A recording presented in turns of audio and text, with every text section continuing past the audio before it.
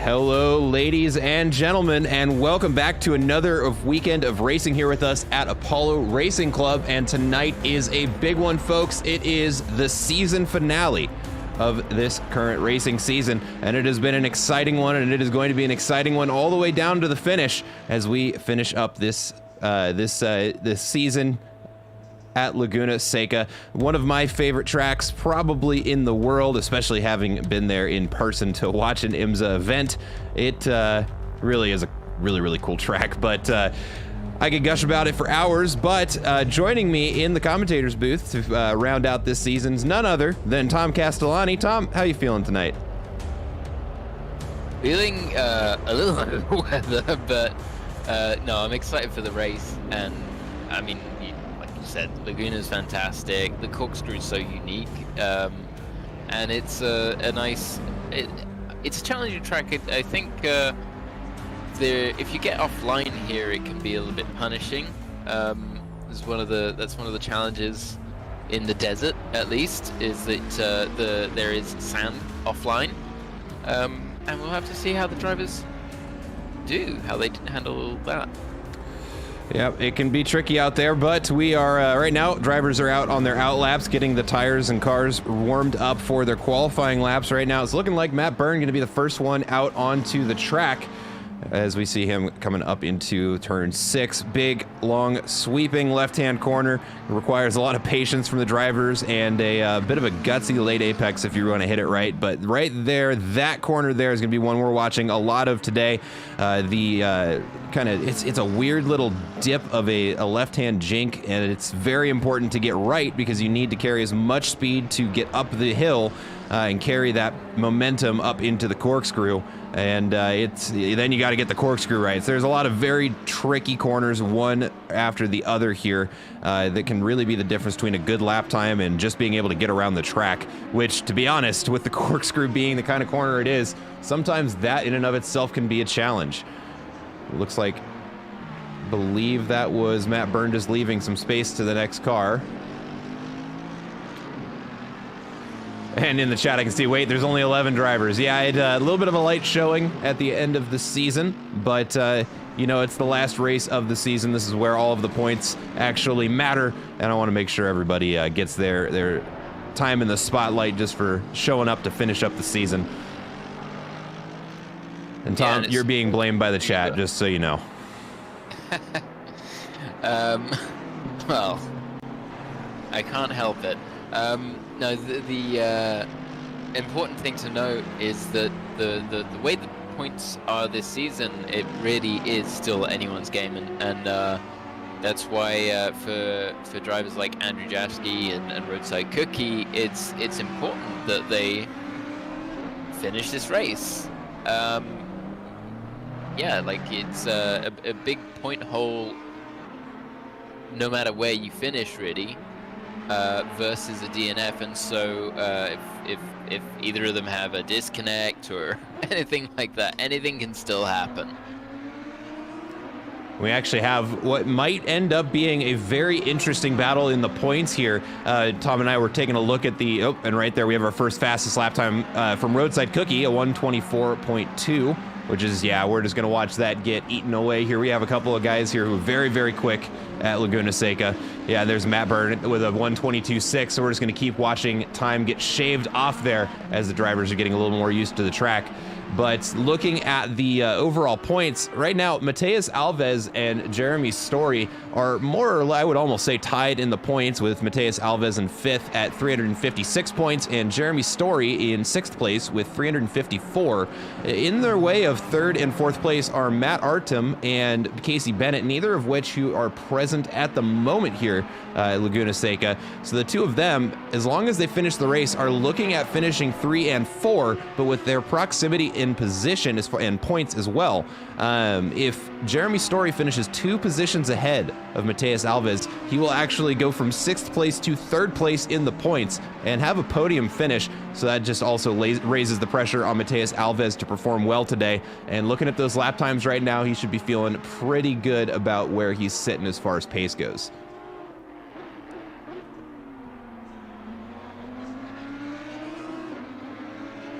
And looking at those lap times, they are still getting quicker. Looking at the rest of the board, let's go ahead. I'm going to throw up their personal best for each of them. There we go. So we've got the 1:122 out of Matt Byrne. We saw almost a 1:21 during practice, so they might still have a little bit there on taps as he whittles it down even farther to a 1:22.64 as the new time to beat. Mateus Alves kind of biting at his heels here with a 1:22.71, just a tenth off of that time, a little bit less than that actually. But right now, Juan Kairi's coming around the track, has the purple border as he is just now one corner away from finishing the circuit. We'll see, he may have an answer to Matt Byrne's 1:22.6 as he gets on the power out of the final bend. Now just has to get across the line with that purple border. It looks like he's gonna do it. And there we go, a new fastest lap of the session is going to go to Juan Kairi's with a 1:22.545 as he goes down into the Andretti hairpin. Roadside Cookie also looking at posting an improvement, up a half second since his since his previous best. A good line down through the corkscrew there. And now he's going to let it out around this second bend. And there we go. Let me take a look here. Oh, fixing a little bit of technical difficulty here from my my colleague. Oh, and it crashed Discord. So Tom, if you're watching the stream, I'll be right back. But there we go. Roadside Cookie across with a new PB, moves him up into fourth place with a 1:23.047. Let's take a look over at Justin Easton. Was very, very quick in practice and is looking to set another quick time here during qualifying. We saw him poking into the low 1:22s during practice, so we're hoping to see a little more of that from him during qualifying. All right, let me try getting this camera back up for Tom here so we can see what's going on. There we go. Yeah, you'd be entertained to know I was considering continuing the commentary, and then I realized that without you here, I couldn't. That you would be doing that on your end, so yeah, thank you. Yeah, no problem. Looks like Haki is 0.6 up on his previous time. Brings it across in 7th still, so a little bit more to make up if he's to take a step forward on the grid. Just about to the halfway mark of this qualifying session. Right now, Juan Kairi sitting in the lead with a 1:22.5. And as I say that, Matt Byrne right now with the purple border rounding the the final bend, excuse me. Looks like he's caught up to Jeremy Story there. Not quite enough to slow him down though as he crossed the line, a quarter second up on his previous best with a 1:22.392. Will secure fastest lap of the qualifying session so far and give Juan Kairi's just a little bit of work to do in order to catch up. But right now, it's looking like a mid-engine car's game right now. We've got McLaren P1, Juan Kairi's, Mateus Alves, and Ferraris in Ps 2 and 3. Our prospective champion, Andrew Jaski, is up on his time by a fair way. Not sure quite how far around the track he is. He's just coming across the line. So that drops him into 7th place. And he's got more time in the bag, it seems. It's such a tricky... Turn 1 is actually on the straight, but turns 2 and 3, or turn 2, is an interesting one. Certainly you kind of have to let the car wash out and bring it back, and it's sometimes you think you've got it right, and then the time just goes away completely. So and the opposite is also true. Sometimes you feel like you completely messed it up, and you find 3/10. Bruce Hopkins, Alex Hanglin, both up on their times. We'll get over to them in just a moment. I just want to see how Jaski does with the corkscrew. Ooh, the back end gets a little loose on him, but he gets it back under control before the next corner. Let's take a look over at Bruce Hopkins' lap. As he crosses the line, we catch him with a 1:24.4. Going to be his new personal best. And going to cement him in 9th place. Hanglin also setting a PB with a 1:26.6. Still has a little bit of work to do before he is caught up to Gerlandi, but still a solid time.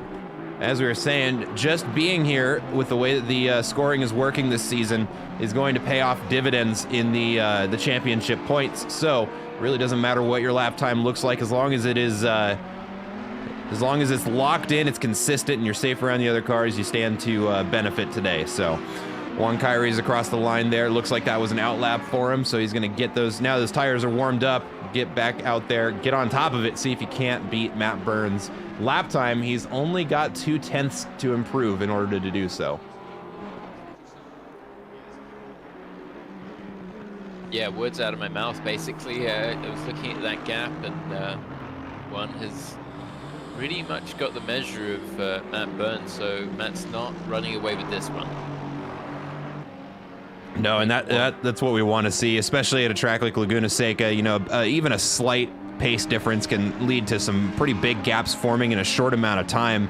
You know, these lap times, not even a minute and a half, they roll by real quick here. So being able to keep the head of the competition within a couple of tenths of you means, you know, hopefully you might be able to put enough pressure on them to where they can't just run away with it. So it's going to be good to see those fast times out of the front runners. So we'll have a little bit of competition to watch throughout the race all across the board. And looking at the middle of the field, they're actually pretty much stacked on top of one another. If we take a look over at those personal bests again, we see a lot of those real low 123s with Ice Tin Roadside Cookie being with, and Jeremy Story being in hundredths of a second of one another. And actually Andrew Jaski for that to that point as well. Only a couple of hundredths off of the other four. So we're looking at a very good race here today, even with the low turnout, which is what we want to see. Yeah, that's it. And it only takes a few. I mean, if we look at the fact that first down to 7th place, certainly all covered by less than 0.8 of a second, that bodes well. And you know, Laguna is one of those tracks that can throw up a good race, and there are certain corners that can really throw a spanner into the works in terms of lap times. So yeah, the drivers will have to stay on it right the way through the race. So just looking here, another interesting factoid is that the fastest sector times are spread between Jaski, who's still only in 7th place. It's a surprise. I would expect him to try to get in another faster lap and move himself up the grid. Well, maybe he's playing it safe. But yeah, Jaski, Juan Kari's, and Matt Byrne with the 1st, 2nd, and 3rd fastest sectors respectively.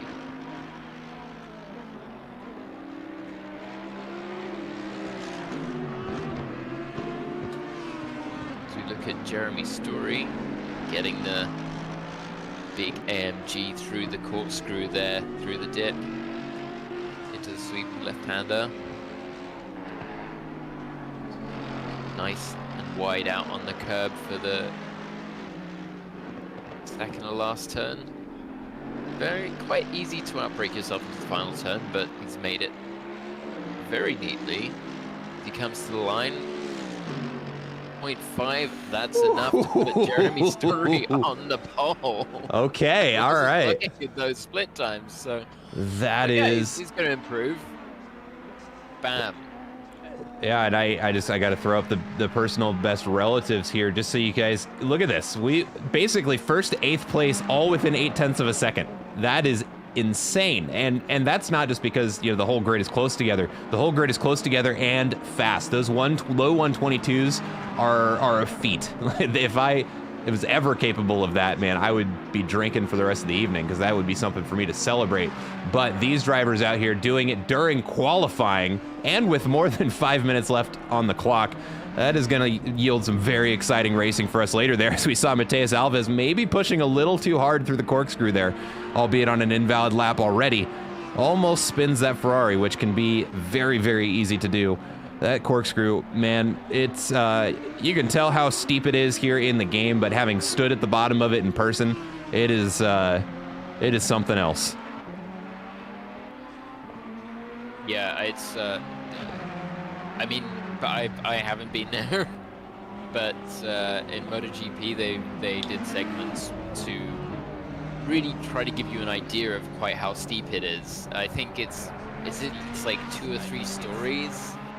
When you see someone standing on the corkscrew, you're like, oh, that's how big it is. Yep. Really, yeah, just something to behold. And yeah, the Ferrari Beyblade. Certainly with the engine in the middle there. Matheus Alves actually has now the fastest first and second sectors, but wasn't able to bring it home in the final sector. I mean, even when we saw Story on track, you could see he was just hitting all the marks. It was so neat, so tidy. The car was exactly where it needed to be. Jeremy's going out for another lap, it looks like. I just saw him coming out of the pits on screen. As we look at Justin Eiston, it does seem as though, just if you look at the timing board, it feels like everyone's kind of like got what they could out. I hope to be proven wrong. I'm sure there's something left in the tank as E1 Curries is starting to put in some time. I see a question. Couple of questions in the chat. JA Games asking what film you're working on, and also we've got DePaul in the chat asking if we're streaming the Kyalami 9-hour. I didn't know there was a Kyalami 9-hour happening. If that answers your question, but Tom, what film are you working on? If you're allowed to talk about it. I can't, and so that's why he's been pestering me almost every day of the last 2 weeks.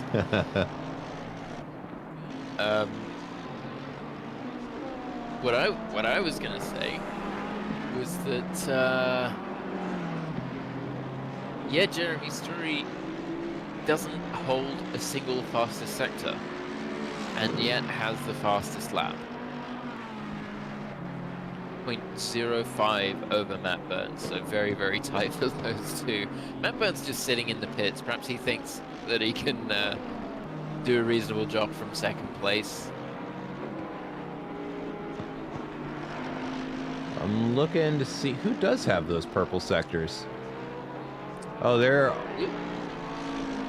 Yeah, 2 with Alves and the final with Byrne. I mean, it's just so the times are tight. You know, it's crazy. So it's now the top 8 covered by just over 8/10.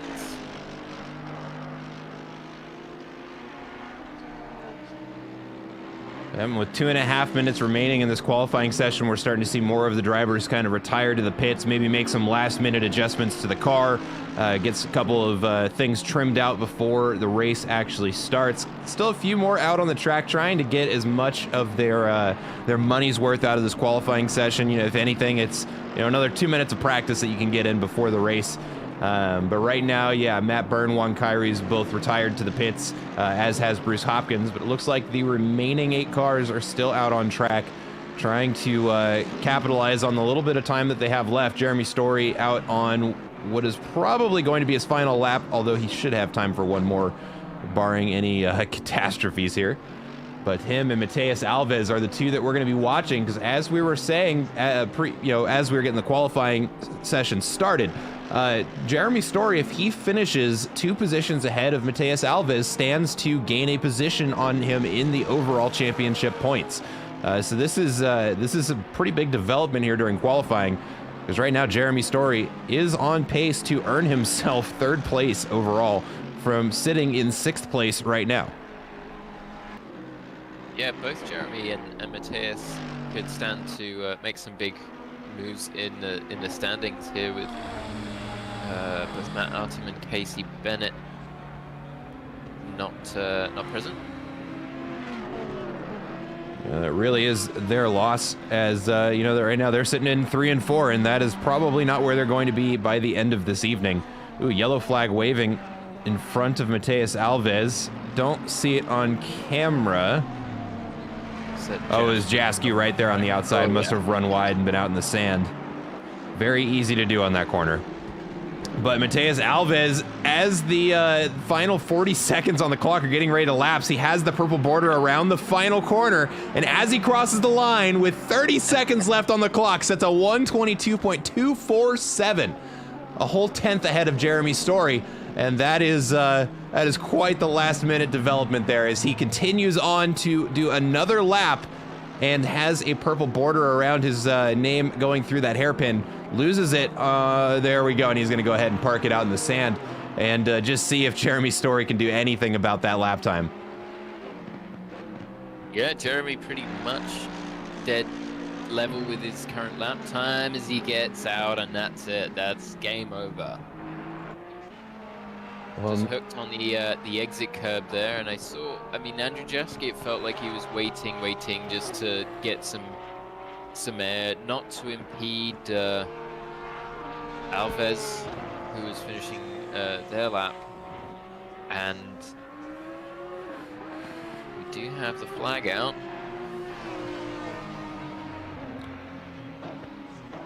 And that is going to be our qualifying session, everybody. Indeed. Wow. Yeah, so looking at those splits, so 9.5 hundredths of a second between Jeremy Story and Matheus Alves at the very last second there, and we can see it in the chat between the drivers there. A little bit of celebration there, and I think he said it exactly. It was all there. It was just difficult to hook it up. So congratulations to him, qualifying in first place here at Laguna Seca for the season closer. He's definitely got to be feeling good about that. Yeah, I mean, to be able to hook it up right near the end at the last moment, that's a good feeling. All right, so there we are. Matheus Alves in first place with the last-minute stunner of a lap there, sitting at the front of the grid. Right behind him, Jeremy Story in second place, Matt Byrne in third, Juan Kyrie's in fourth, Andrew Jaski in P5, followed by Roadside Cookie in P6, Justin Icetin in P7, Gerlandi Haki in 8th place, followed by Bruce Hopkins in 9th, Abraham Hinojosa in P10, and Alan Hanglin in P11. And again, this is everybody here is kind of a winner with the way the points are working out this season. Just showing up is going to be enough to move you up the board. So again, all of the drivers here are going to be real happy just to be on this grid. But one last chance to look at this grid here before we get everything moving along. And this is what to say about. I'm excited for this race to start. If I'm going to be completely honest, I don't know that I'm in a position to make too terribly many predictions with how close the grid was as far as pace goes throughout qualifying. I think we're looking at a very, very exciting race here to close out the season. But what about you, Tom? You got any thoughts? I would really want to watch out for Matt Byrne in the McLaren sitting there in third. We know that he didn't really take part in the final part of qualifying, just kind of hung back, and I think he will be looking to try to make his way to the front some way through the race, maybe not right at the beginning. Also really enjoying that split livery that he's wearing at the moment.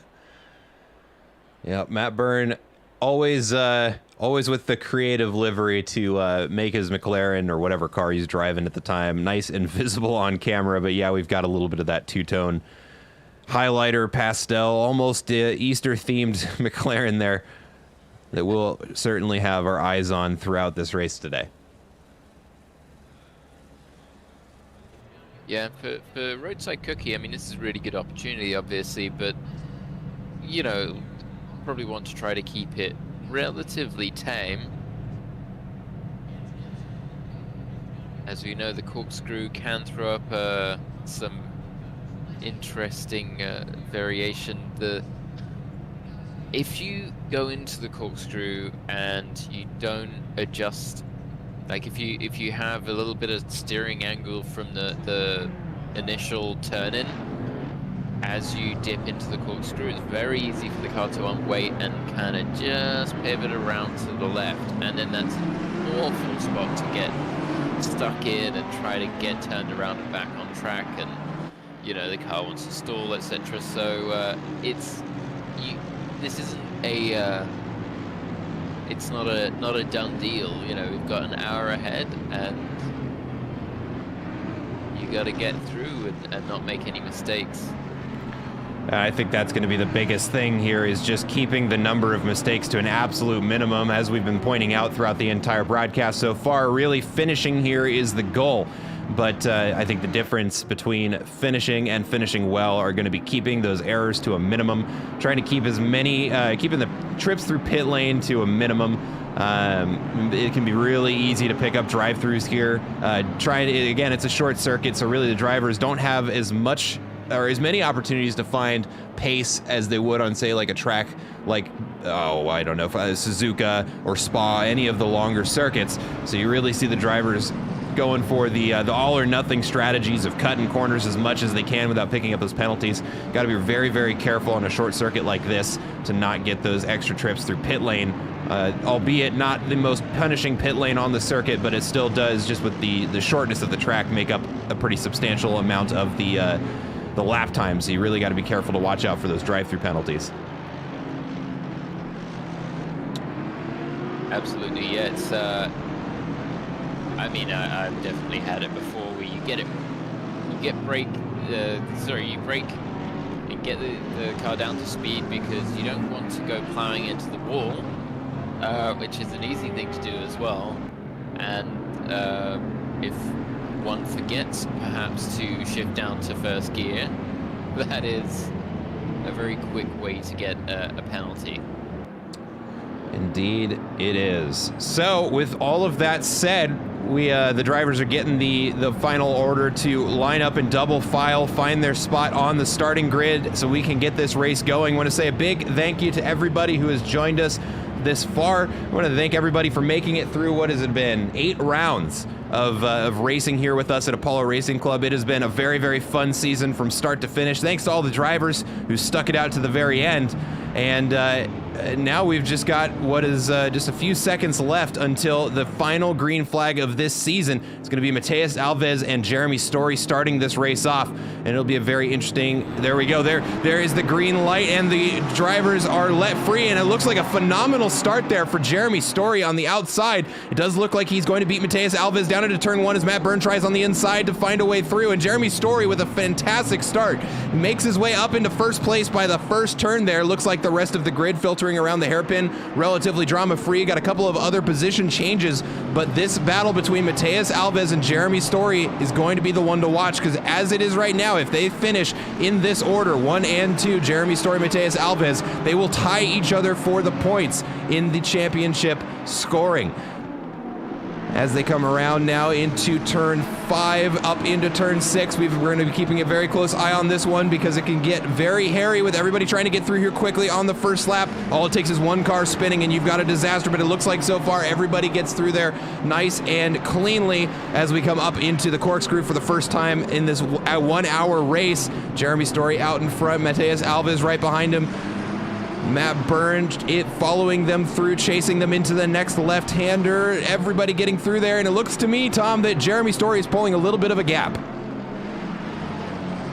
Yeah, that was a very nice clean start, but Jeremy's certainly putting the hammer down right at the beginning of this race. Alves, I felt like, was maybe a bit tentative, just trying to make sure he didn't get caught up in anything at the start, but Story was positioned perfectly and to swing around the outside, and Matt Byrne also looking on the inside into turn 1. They were almost 3 wide, so they've fallen into line now, and Matt will be looking to get some good laps and see if he can make time on Alves, and Alves will be in turn looking to see if he can catch up on Story.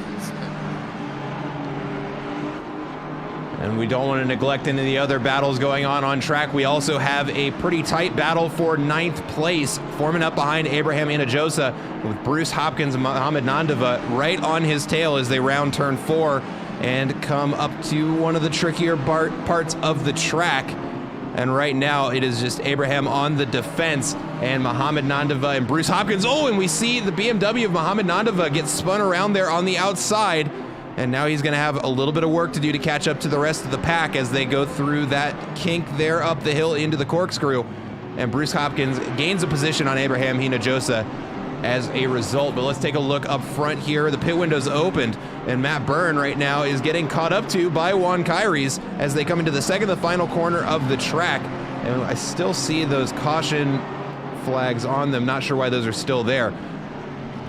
But right now, Matt Byrne up in P3. Right behind him, Juan Kyrie's in P4, followed by Roadside Cookie and Andrew Jaski in P4 or 5 and 6. And it is very close between Roadside Cookie and Andrew Jaski coming up over the hill through what is technically turn 1 down into turn 2. It also looks like Gerlandi Haki is also caught up to this pack. And it does also look like Jeremy Story pulling a bit of a gap to the grid with a 1.3 second gap between him and Mateus Alves so far, Tom. Yeah, we've got Audi, Aston, Porsche, BMW. There's everyone's. Oh, sorry, and there's the Ferrari of Moncari's there, so good spread of cars. But Cookie and Jaski will be battling it out not only for first and second in the championship, but on track as well. Haki is closing in, and Cookie made some real ground on Curry's there. I don't know if Curry's got a bad exit, but now he's going to have to just sit in through the corkscrew. Goes back just a tiny, tiny bit. Try and get into the toe and get a good exit from the final turn, see if you can drag down to turn 1.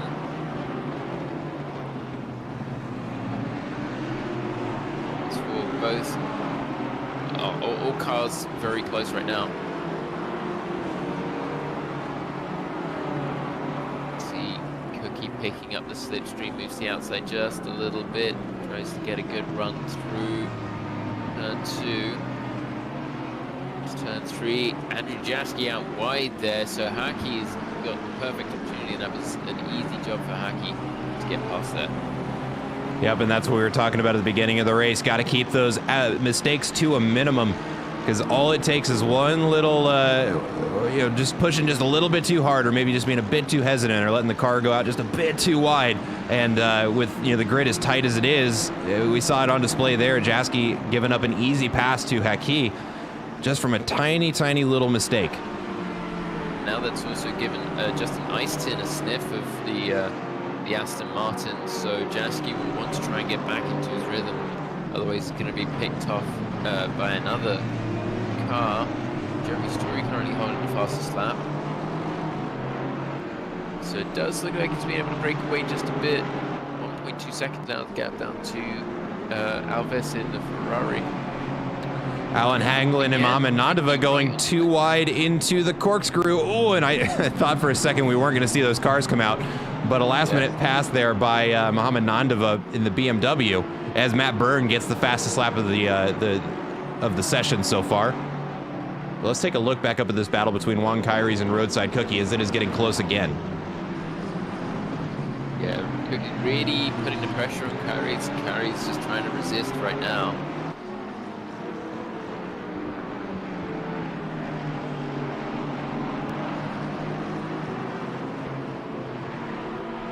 It does look like he's getting himself a little bit of breathing room. Roadside Cookie by no means out of this battle yet, but the attack letting up just a little bit on Kyrie's.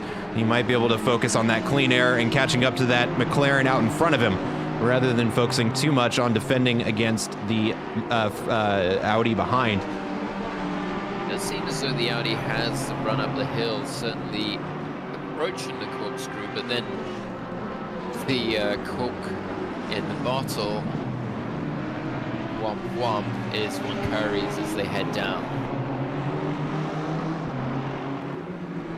Also keeping a close eye on this battle between Ice Tin and Andrew Jaski, as I'm kind of watching that split bobble between kind of a half second to 1.2, which is right around where he's floating right now. I'd be very curious to see what part of the track that gap gets closer. Mateus Alves across with another fastest lap at 122.452 is now the new time to beat. And he's got Matt Byrne by, exactly 3/10. Ooh, looks like Roadside Cookie overcooking it a little bit into the first corner there. It doesn't look like Gerlandi Haki able to capitalize on the mistake, but it does give Juan Kyrie's just a bit more room to breathe as they come into turn 4 now.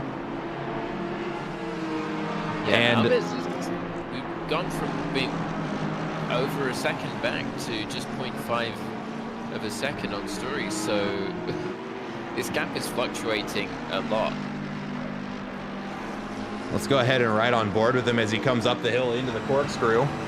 Be a good opportunity to show just how intense of a corner this is. Can't really see where you're going, just got to point the car down at the hill and hope the rest of the road's there at the bottom. Yeah, it really is something special. Even, I mean, the rest of the track without the corkscrew it's still a fantastic track. That's the thing.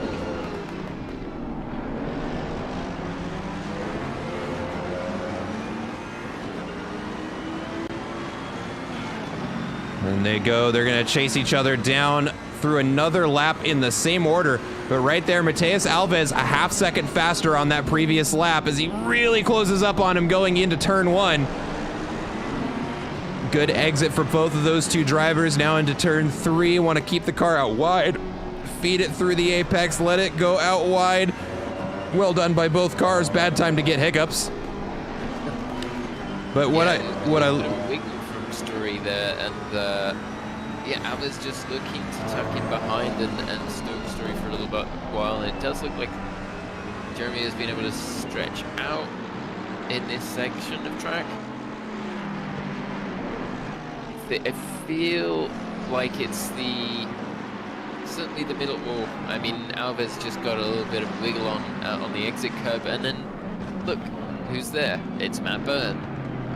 And Jeremy Story, I don't know how he kept that going through the corkscrew. It did look like it was a little bit of sideways. I don't know if that's some latency involved, but certainly he was taking a lot of the inside curb, and the car kind of bottoms out through there as well. So taking some big risks. His Story, first, second, third, all in line. We're almost less than a second between all three of them now, so it's definitely closing up. And Roadside Cookie still chasing Kyrie's, but he's about a second back now. If anything, it's Haki who's gonna be pressuring Roadside Cookie very soon. Looking at the splits, it's about a half a second back, but we've seen the gaps move around a lot, and that's kind of what we were saying. Is if you get onto the wrong part of the track, or your laps just have to be perfect here. That's what we saw in qualifying. Is people just getting it all tied together in one lap, but then you go to the race, and it's so difficult to be consistent because you run out a little bit, you go too tight, too wide. Like everything you do has to be absolutely perfect, and go through the corkscrew again.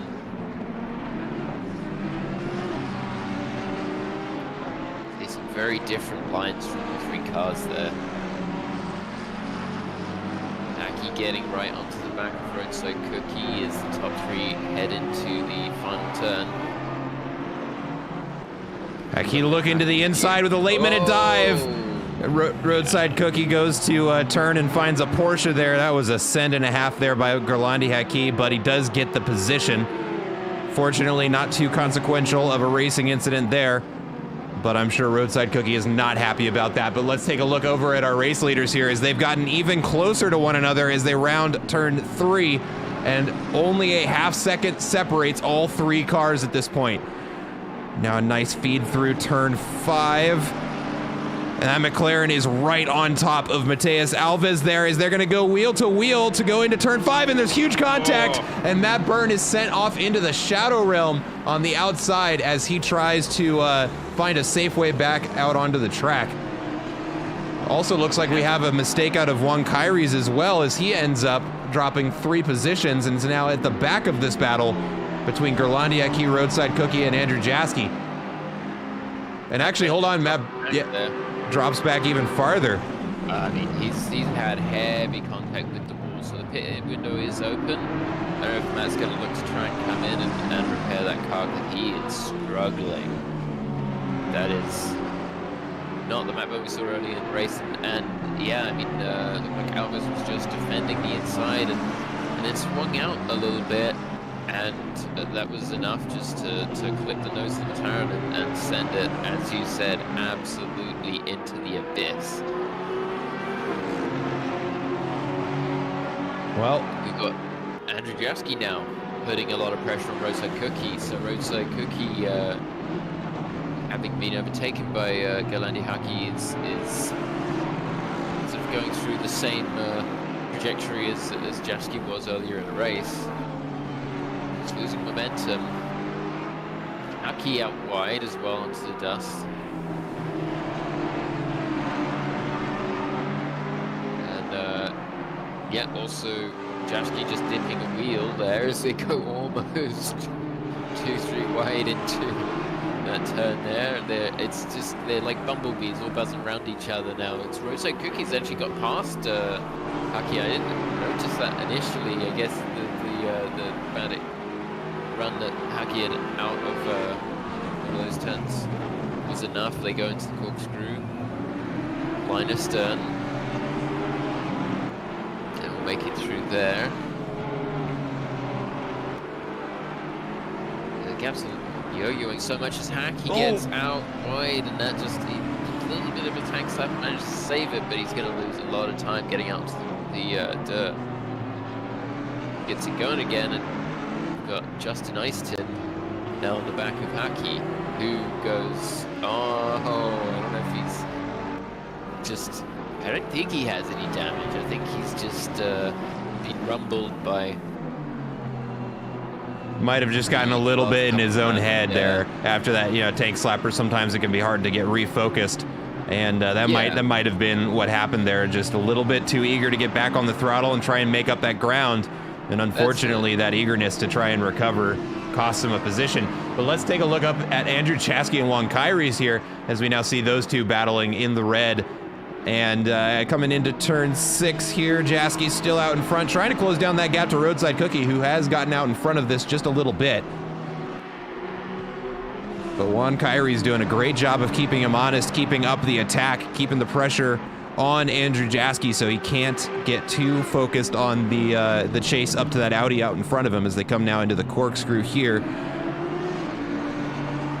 And both of them kind of flow through there just fine. Now around this left-hander, nice kiss of the apex for both of them there. And they are starting to kind of close down that gap to Roadside Cookie, the two of them together. And it might not be too much longer that Roadside Cookie doesn't have anything to worry about here, because Andrew Jaski is closed up on him. Unfortunately, pushes it out wide, just like Galandi Haki the previous lap there. And that is going to allow Juan Kairis through before the start-finish line. And now Andrew Jaski has to get around him for another shot at Roadside Cookie.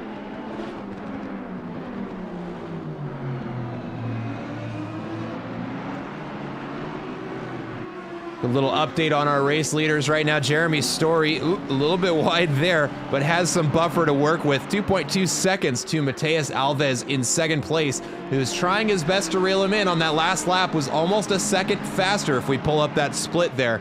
So he is slowly starting to gain some ground on Jeremy Story. Next in line going to be Roadside Cookie over here in third place, getting chased down by Juan Kairis and Andrew Jaski. Ooh, and he goes out wide, and that is going to be a massive mistake for him, because now Juan Kairis is going to be able to close up on him by the time he gets to the top of the hill. Probably not quite in striking distance for the corkscrew, but gone is that little safety blanket of time that he had to Juan Kairis behind him, as he is now inside a half second. And we see off screen there, Galandi Haki gaining a position on Easton, nearly sideways on the corkscrew there. Ooh, and taking a little bit of a hop there, and is going to lose control and collects Matt Byrne for his second incident this race. Oh no. And that is not what we want to see, folks. Matt Byrne, I was going to say, you know, he's a racer, he's looking to make a comeback, and you'd almost be relishing this recovery drive, but it does look like Matt has gone back into the pit. I can't help but feel a little bit responsible. I may or may not have peer pressured him into being here today. So commentator's curse apparently extends beyond just being live. We're learning new things every day, folks. Every day's a school day. We still have a tight battle. I mean, yeah, Haki's looks to be having just one of those races, and it's really unfortunately just got out and lost it directly ahead of Matt Byrne, who was making progress at that time. He'd already, I mean, it was impressive that Matt Byrne had already made it to where he was. Although, was he on the lead lap? And that, Alves around. Yeah. If we can get a replay, I think that's exactly what I was talking about. And here's the replay from about 30 seconds ago. And it's gonna go around right here. Oh no! And he was just hidden from view on the helicam because he was there behind the trees there. And there we go. We see him parked facing the wrong way. And here go the three we've been watching. Ooh, but I want to get us over to live TV here. I'm gonna get on the other screen here. We've got, looks like Juan Kyrie's on the inside into turn 1, and he is trying to get around him. And it looks like that is gonna be the move done. And now Andrew Jaski wants a piece of him on the inside there. Get the camera back to the right cars. Here we go. It's going to be wheel to wheel coming around the bend. Roadside Cookie out just in front of him by a little bit, but it is still close coming up into turn 6 now. It is still going to be wheel to wheel, but Roadside Cookie out in front of him. And Andrew Jaski is going to slot in behind him and continue the attack as they charge up the hill into this tricky corner here. Let's see what happens. Looks like both of them get a good run through. Andrew Jaski is right behind Roadside Cookie, charging up the hill into the corkscrew. And it does look like Juan Kyrie's has pulled a bit of a gap there. We can see starting to get some room to Roadside Cookie. A little on the inside there by Andrew Jaski. Got to be careful with that line. He can spin the car around very, very easily here. But it does look like it cost him a bit of time as Roadside Cookie now pulls a 1 second gap to Andrew Jaski in the course of just a few corners here. Yeah, Andrew Jaski on the Alex Zanardi line there. Yeah.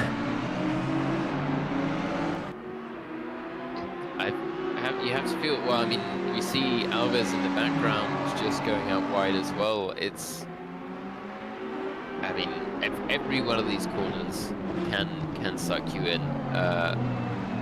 And it's easy to go out wide when you're pushing.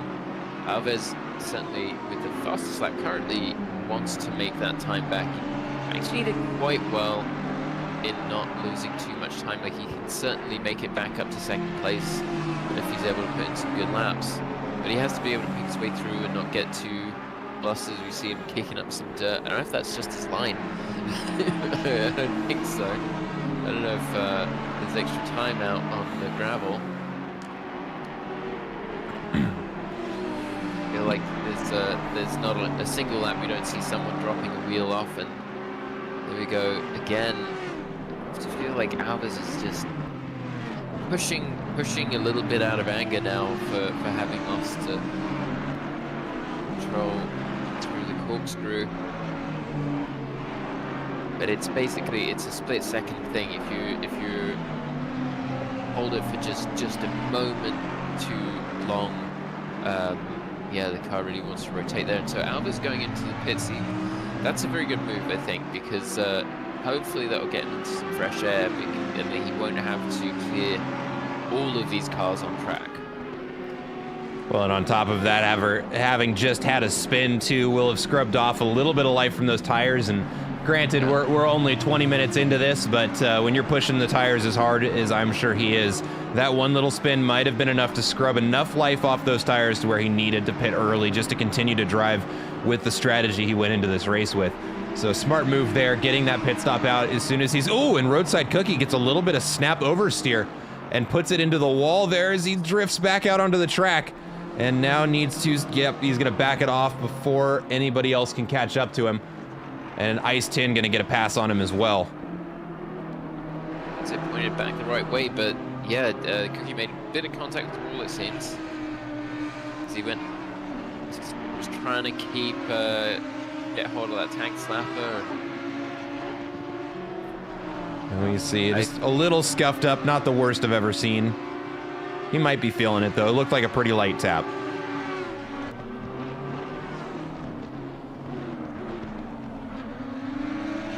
Just trying to at least remember what I was looking at. So Alves, Hakim, Byrne have pitted so far. Reese Hopkins, who we're looking at the moment, is sitting in 6th place with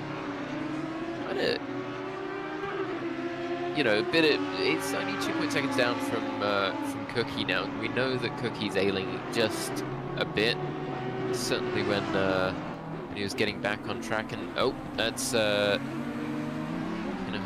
off track. Yep. At Alves a position. Yep.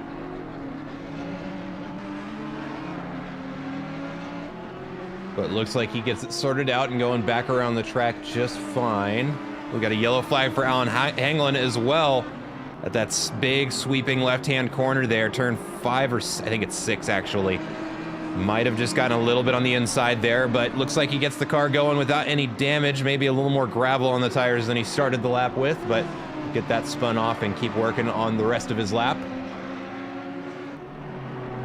Yeah, it'd be interesting through the pit cycle to see how many places Matias Alves can make up. So he's got fresh tires now.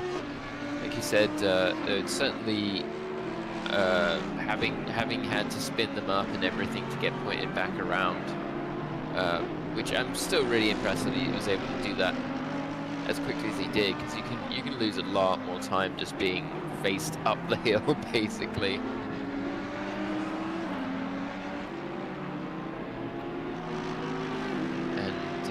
Yeah, Jeremy Cerise now is very comfortable with 12.3 back to 1 carries. It's starting to space out, but we know that towards the end of the race, things tend to come back together. You know, we get through the pit cycle, and then it seems as though something just happens in the last 10 minutes. Jinx it now, but you know, people are getting weary, and the pack, everyone's tires sort of level out. The pack tends to just accordion back together a little bit.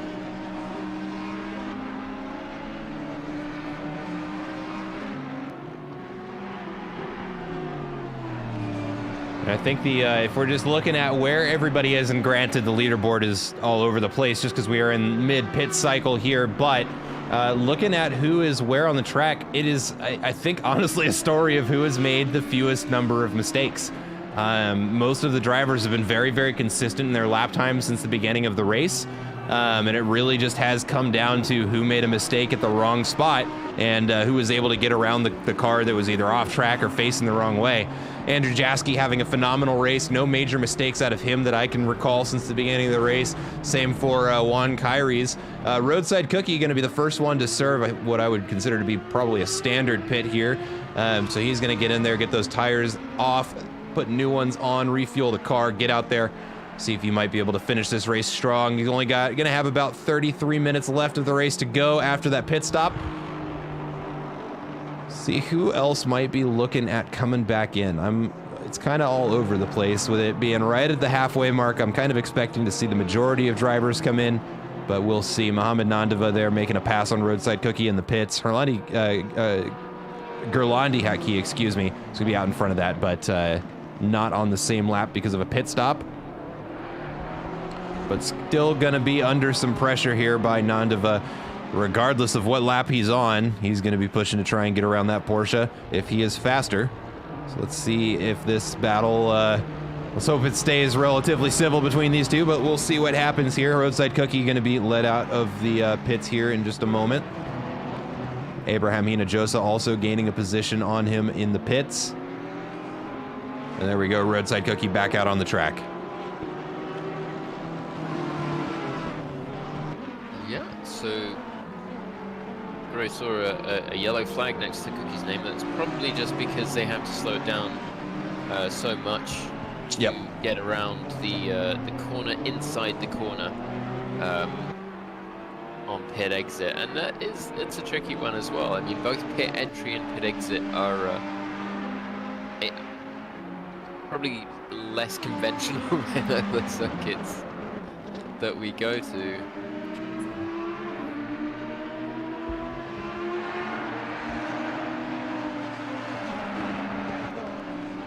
Got some blue flags now for Roadside Cookie as we run through the pit cycle.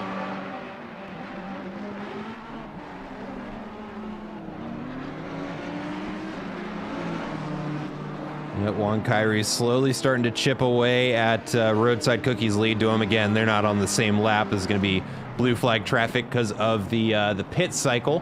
Which, speaking of the pit cycle, let's take a look at the drivers who have already taken their pit stops, where it's predicting them to come out. Right now, Mateus Alves looking at 3rd place once the all of the pit stops have been served. So that's going to be a pretty big gain for him going in for that undercut, try and get himself out inside some clean air. Looking like it's going to pay off for him. Other drivers who have pit stop Roadside Cookie right now sitting P9, predicted to be in P7 when we're finished. Same with Gerlandi Haki right now, P11, predicted to be in P9 by the time this is all taken care of. So looking at the next 20 minutes, going to be kind of all over the place as we wait for everybody to get in and finish their pit stops, but it's going to be a different leaderboard once we've gotten there. Although I will say Roadside Cookie is kind of keeping himself out in front of Juan Kyrie's here. Yeah, let's not forget that they were battling earlier in the race, so I don't think Cookie's going to roll over for Kyrie's here. Knows that he has the pace, and just knowing Cookie, yeah. Cookie, I don't think he's going to feel obliged to. He's chasing Hinojosa right now, who has not taken their pit stop. Mandatory pit stop. In fact, Roadside Cookie catching Hinojosa so quickly that he almost has to take avoiding action and dive to the outside there. So both he and Kyrie's getting by. Hinojosa ceding the position. Yep, hats off to all the drivers there for keeping things nice and tidy there. No rubbing his race in or close calls. Everybody gave each other the room that they needed to make that safe. Love to see it. Absolutely. No, I was a bit worried there when we saw Hinojosa just go out of shot. I couldn't tell with that angle whether Cookie had made a little bit of inadvertent contact, but it seems like everything went smoothly as far as it could.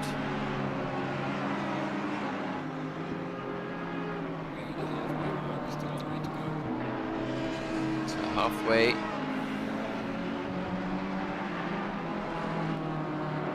And given the issues that Cookie had earlier in the race, obviously we can see the same for other drivers. We know that these two were on the lead lap battling before. It's not impossible that Juan Kyrie's is awaiting similar misfortune. Don't want to, well, it's not the inverse commentator's curse. Both Juan Kyrie's and Jeremy Story into the pits now. Jeremy Story right there is going to roll onto the jacks. Juan Kyrie's not far behind him. Andrew Jaski going to stay out another lap.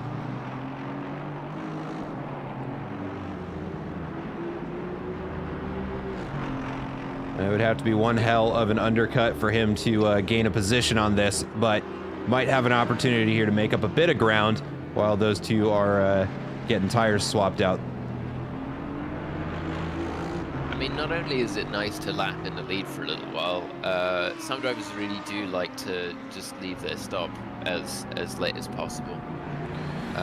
So with the pit window being a lot longer than it has been in the past, I mean, you don't want to be pitting right near the end of the race, because then you're running most of the race with a high fuel load, and by the time you get near the end, you don't want to be running the last few laps when everything counts.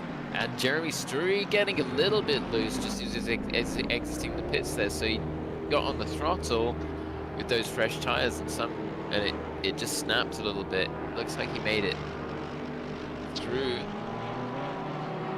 but he was on the dirt for a moment there.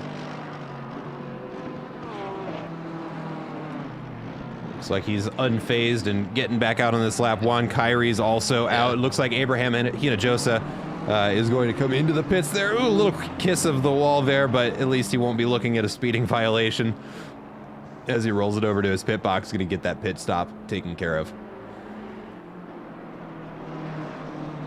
Mohamed Nandava here catching up to Alan Hanglin, it looks like. Little blue flag waving action here as they both go through the corkscrew.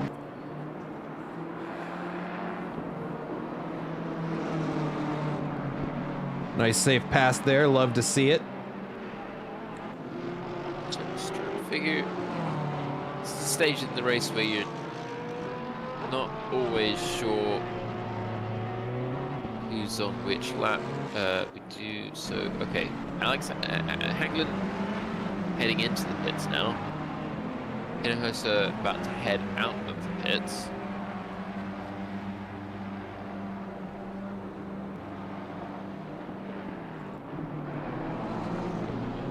So that leaves Jaski, Hopkins, Nandova all yet to pit. Let's take a look at where they're predicted to come back out of the pits. So right now, Jeremy Story, we're just going to go in order of once the pit cycle has been finished here.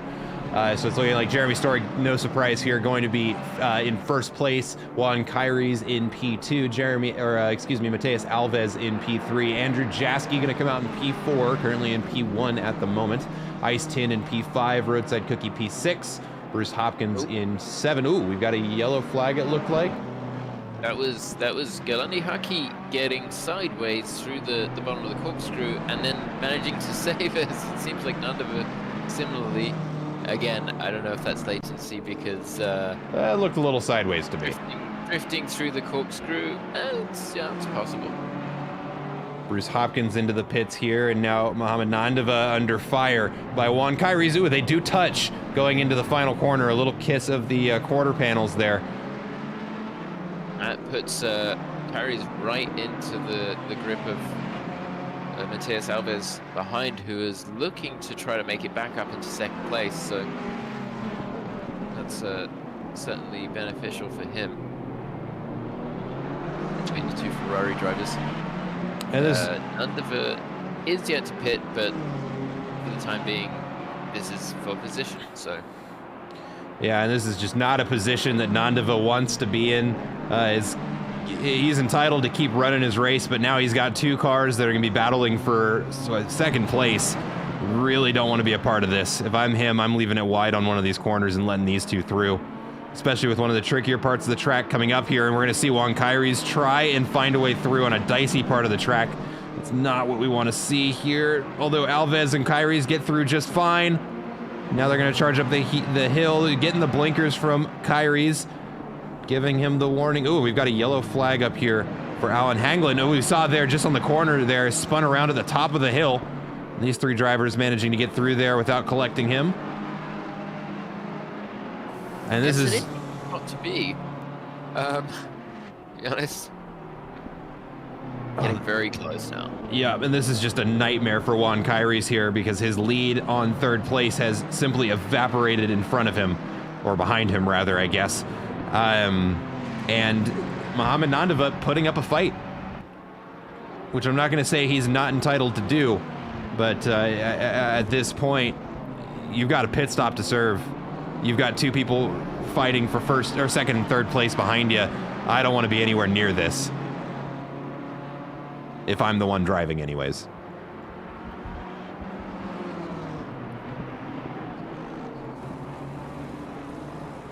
A little bit of oversteer there from the BMW. Does open the door for the Ferraris to try and get on the inside. Early brakes by the BMW.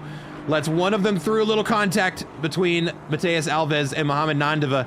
Fortunately, nothing too consequential, but they are going to be side by side into this corner, and the Ferrari is let through.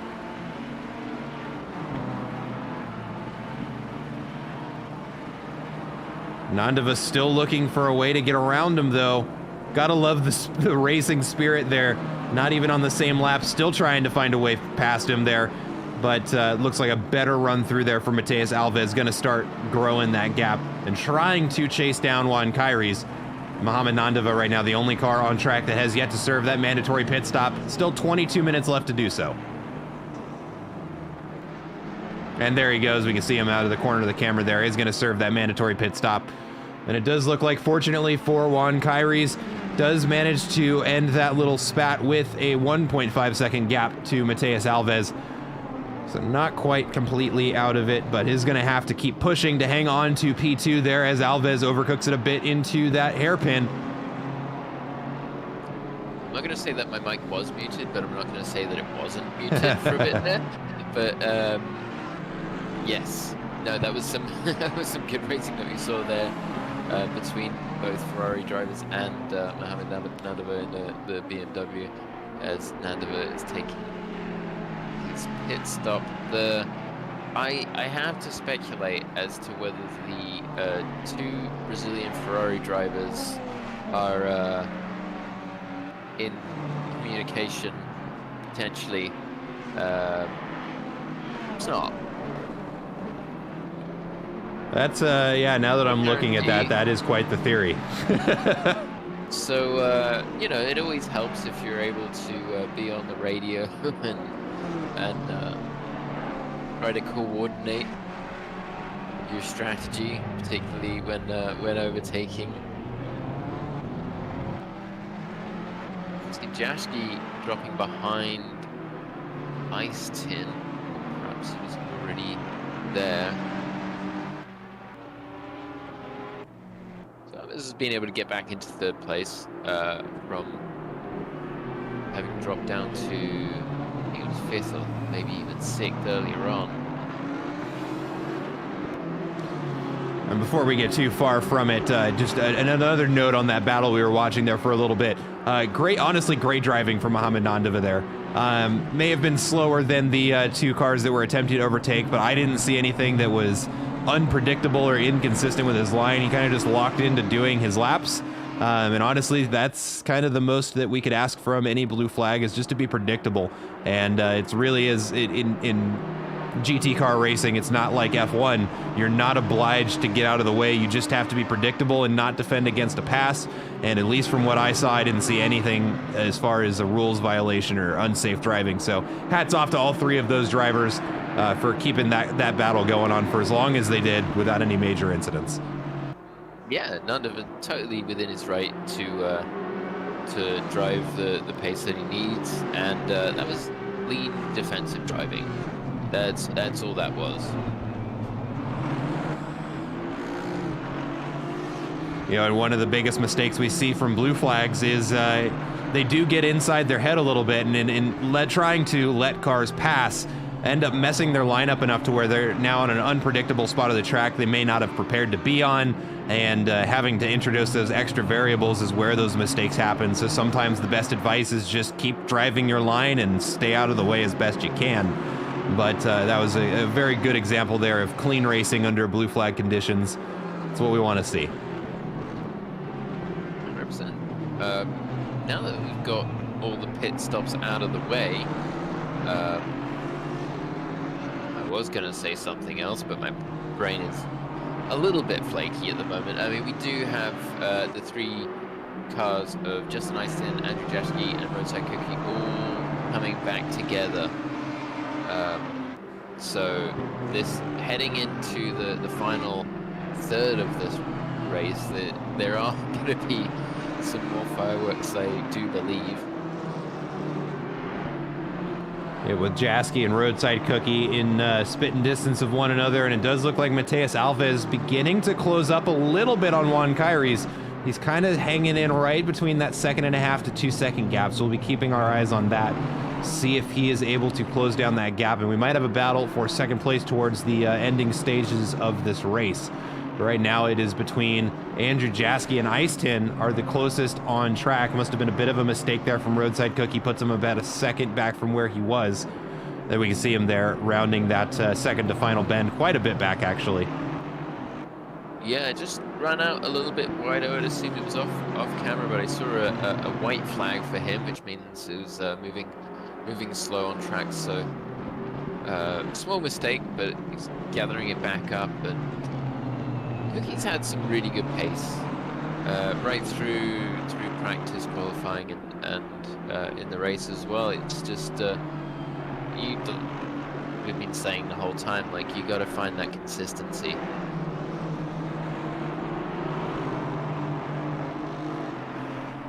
Well, speaking of consistency, Jeremy Story here coming around the last bend to start his 30th lap here of the race has been nothing but consistent.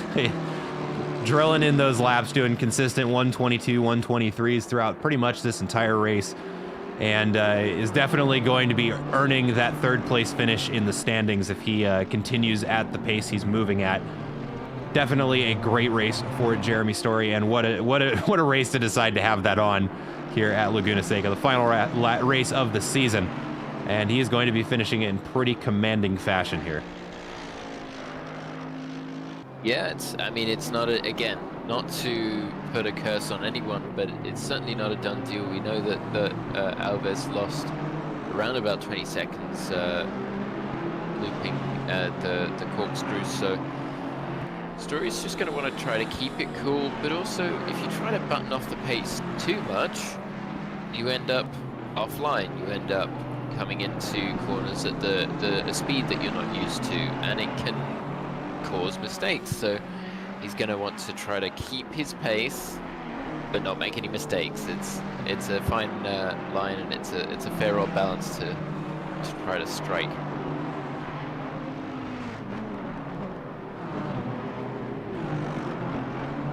Juan Kyrie's catching up to Mohamed Nandava now. We might see a repeat of the battle we saw just a couple laps ago here, as he is slowly starting to catch up to him. And looking around the grid here, let's see, 4 and 5 are relatively close, but right now these two are the closest on track to one another.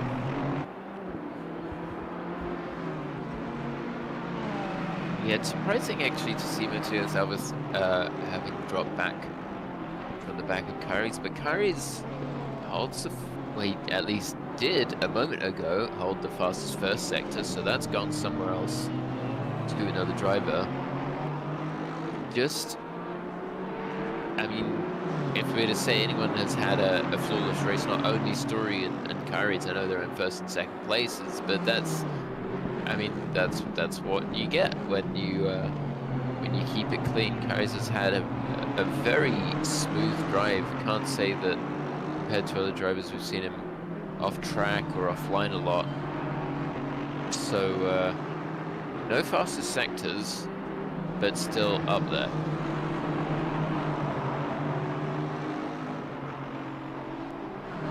Speaking of consistency, Andrew Jaski and Ice Tin also have been very, very consistent throughout this last race. For example, Ice Tin setting his personal best on that last lap, the previous one to the one we're watching right now.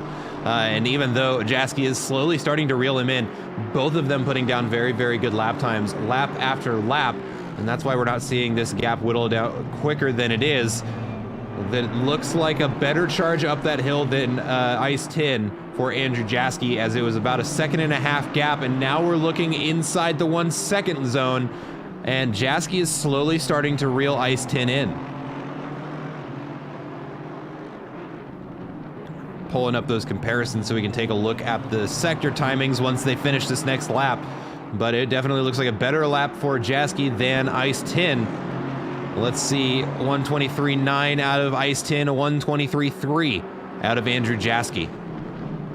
The majority of that time coming from Sector 3, and that is going to be everything past the corkscrew.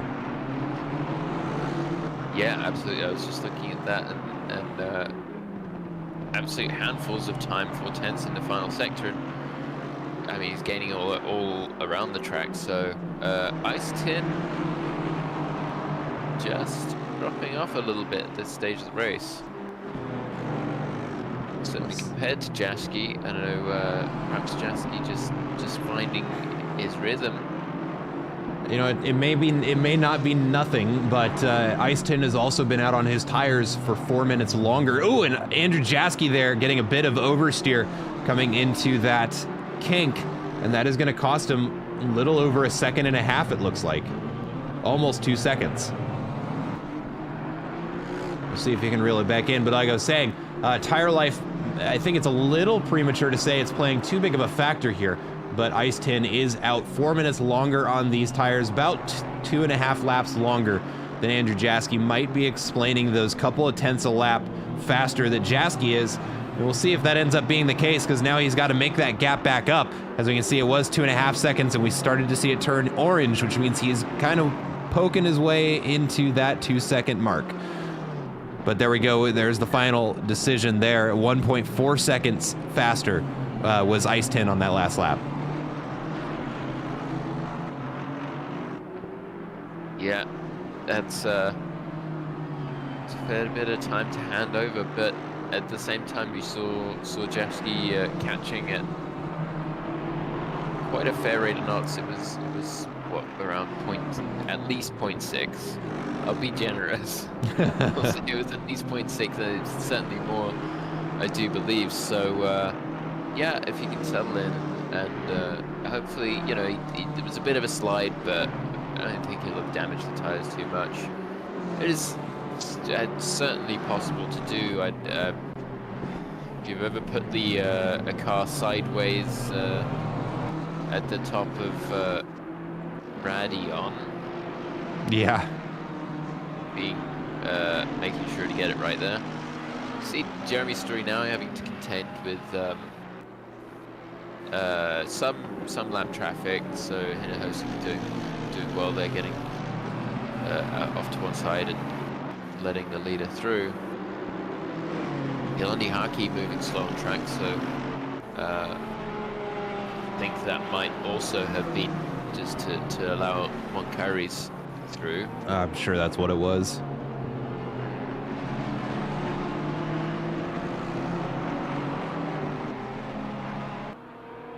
Well, you see, not too far behind him is Mohamed Nandava. There's going to be, yep, that black BMW chasing him down. Ooh, a little bit wide there, and he's also got Mateus Alves right behind him to contend with in a couple of corners here. Going to be increasing the pressure on Nandava to try and close down that gap to Haki that he is kind of keeping right between that 2 to 3 second mark. So we'll see if he's able to lock that down. But Mateus Alves chasing him down is going to throw a little bit of a wrench in the works for him.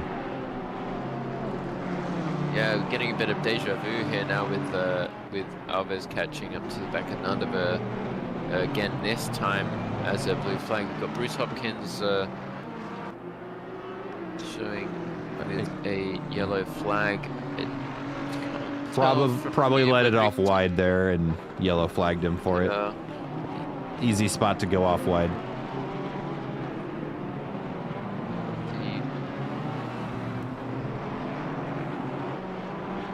And where Bruce Hopkins is getting that yellow flag was that this corner up here. If you go off wide here, even a little bit, it yellow flags you.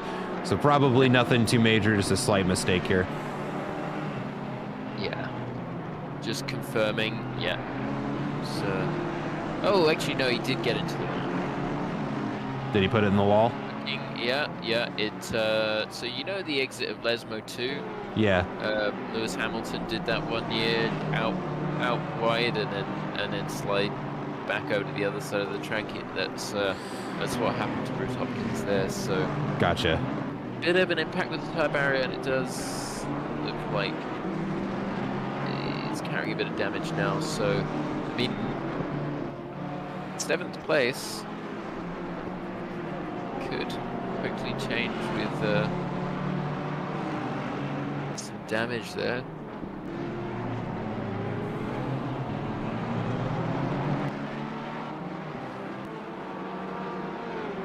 So Alves still looking at the back of Nandava. I mean, and looking at that last lap, I think a lot of that has to do with Mohamed Nandava still being relatively quick. Mateus Alves in 3rd place with a 1:23.7. Mohamed Nandava in 9th place with a 1:24.1. So he is not that much slower than Mateus Alves, which would explain why it's requiring a bit of work here from Alves to get around that blue flag car. Now he's going to be inside that 1 second mark. We should start seeing blue flags here pretty soon. I don't see any of the marshals waving one yet. We'll certainly... Oh, and we've got... Ooh, that's going to be Alan Hanglin there on the inside there. Manages to keep it out of the way of the other cars. Gerlandi Haki also off wide. So now this is going to be an opportunity for Nandava. So... Oh! Ooh, that was sneaky. Oh! Woo! Alves into the wall, it seems. Haki off track. Nandava just making it through the corkscrew. Alves getting back on track now. So, okay, if I can try to... That was messy. Words. Yeah, it did seem, as Nandava was going for the inside on Haki trying to take advantage there, Alves almost looked to thread the needle, and then once past a certain point, obviously the entry to the corkscrew, if you haven't scrubbed off enough speed, it's not an easy one just to kind of throw it out wide or take a different line.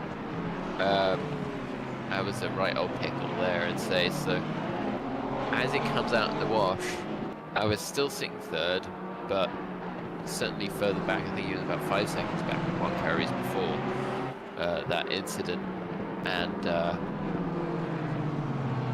Nandava having made it past Haki. So Jaski has caught back up to the back of Justin Icetin, getting very close now, in under a second, if not less. Just getting drawn in closer and closer. Bouncing over the curbs there. Looking further to the inside, Justin Icetin taking a slightly defensive line there, but then kind of goes to take his usual line as he feels comfortable. Not throwing it out too far wide, so Jaski throwing a dummy. Both pretty clean through there. Getting the drive up the hill into the corkscrew.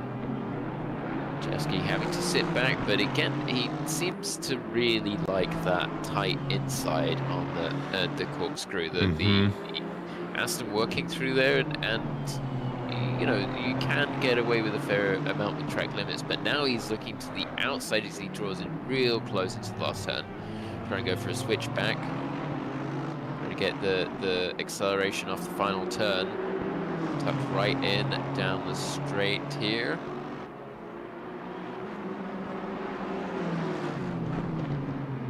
Jaski going for the outside line, trying to set up maybe a cut back in. Ends up just kind of stranded on that outside line. Can be very, very tricky to judge that going in for a pass. But they are going to round that same order. There's an extreme inside from Icetin. Now you can see he's really defending. Jaski's getting quite antsy, trying to get by. He's on the inside now. But that turns to the outside as we go into the left-hander, and it looks like they get a bank doors. Just a nice little touch. Nothing too aggressive.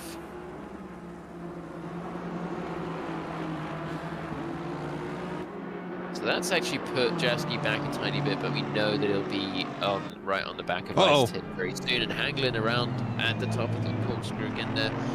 We'll be looking to pick a moment to get back on track, so neither driver distracted, it seems. Jaski, he's just every turn he's looking inside, outside, just darting around. Now there's almost an overlap, but he's on the outside again. Icetin doing a very good job. But what a switch back in! Drive.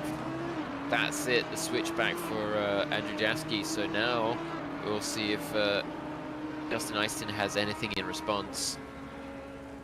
Going far inside. Steep braking. They're side by side almost. It does look like Andrew Jaski has held on to it. It's very nice racing from those two drivers. Well, and guess what? Roadside Cookie. Coming to play. Well, it's just like you said, the last a couple of minutes, things tend to bunch back up. Not sure how it happens, but here it is. And I also wanted to take a real quick, just because it was so much to try and decipher all at the same time. I do actually have the replay of that incident at the top of the corkscrew with Mateus Alves pulled up for everybody to watch with us here. So let's go ahead and pull up that. There we go. And here they go. I know we're running into the last 3 minutes, and this is like you said, this is what happens. Oof. All three cars trying to be on the same piece of tarmac there as Haki, then going real inside, and it just cuts Alves off. Yeah, there's contact between the Nandava and Haki there. I mean, watching it in real time, Alves just has no time to react. All of a sudden, yep, he's out of room. Now he's offline, nowhere to break. He's just got to go straight and hope he doesn't go into the wall. And it does look like he manages to pull that off. And if I can get us on screen with Nandava, Haki, and Alves again. The dream team. You would think this was great back out from the replay, but no. Minutes later, and we're back in the same situation. Heading back up into the corkscrew. Alves, you would think, would be a little bit more cautious this time.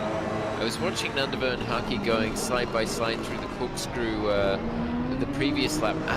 Like Alves just getting caught out almost by the closing speed because, you know, you have to feel that he obviously with his lap times has more pace in the car. But these two battling hard and not wanting to relinquish any time. A little bit of a tap on the back of Haki there. I don't think that was intentional from Alves. Just getting Haki loose and Haki having to get out of the throttle. Alves now going far and deep inside on a turn 2.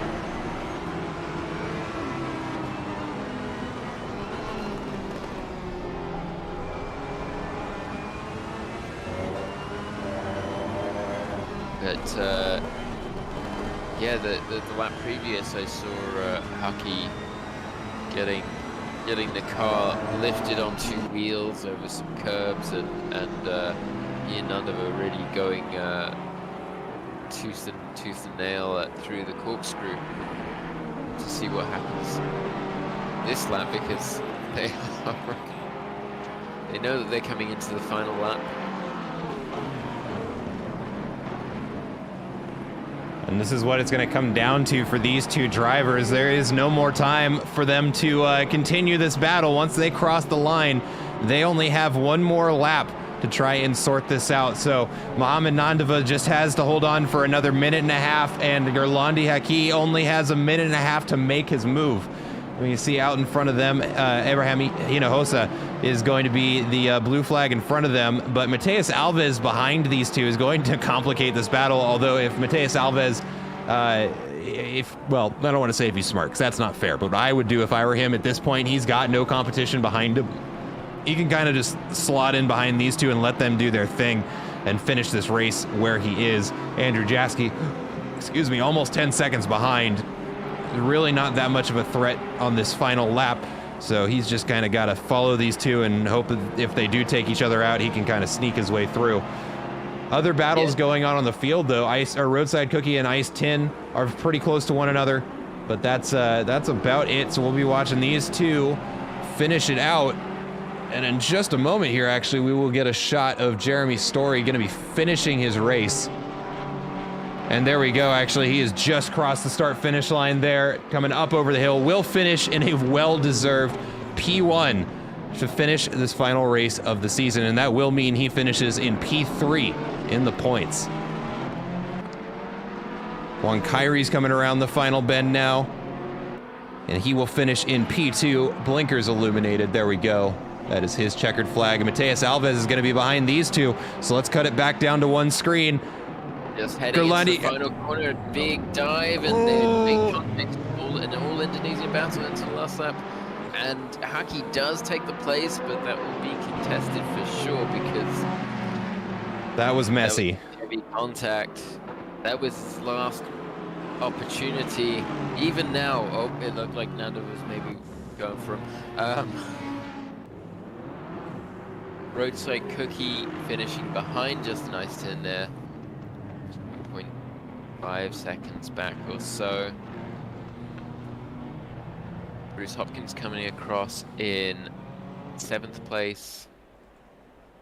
That is going to do it. That is everybody. Yeah, all across the line.